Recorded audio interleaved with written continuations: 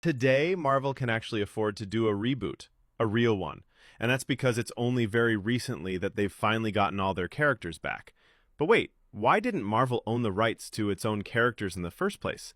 I mean, they're their characters, right? Well, it's a little more complicated than that. Let me explain it all in 2 minutes. The 90s. This was the era of electronics, video games, and the internet taking over. It was a revolution for the entertainment market, but a total disaster for comics. All the kids suddenly preferred to play video games rather than read. The comic book industry collapsed. Marvel went through the worst crisis in its history, and to survive, they tried absolutely everything. Stan Lee even tried to buy Marvel with Michael Jackson, right up until they realized that MJ mostly just wanted to play Spider-Man in a movie. He wanted to be Spider-Man, to buy the rights to Spider-Man. I think he wanted to play the part of Peter Parker. He never said that, but I gathered that. Ultimately, Marvel decided to sell the film rights to its flagship characters to different studios for just a few $1,000,000. It was basically peanuts. But it was enough to stay afloat during the crisis, and every contract had a clause.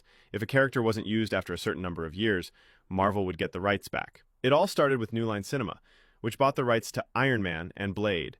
And as you know, it was Blade that came out first and was a massive hit.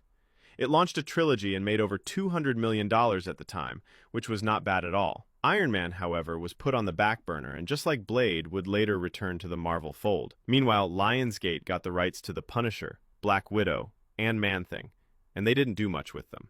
They made a Punisher movie with John Travolta in 2004, and a trashy TV movie about Man-Thing in 2005. Long story short, those rights also ended up back with Marvel.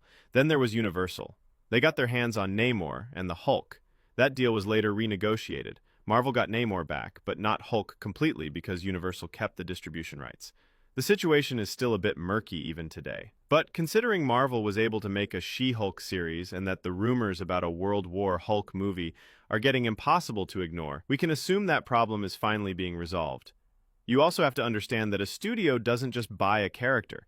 It buys the entire universe that comes with them. And now we get to the big ones, Fox and Sony. Fox, which Disney bought in 2019 for the modest sum of $52 billion, came with the X-Men and the Fantastic Four. Daredevil had actually already come back to Marvel before that, since Fox hadn't done anything with the character since his first film. And of course there's Sony, who are milking everything they can out of Spider-Man for all it's worth. They are extremely careful too.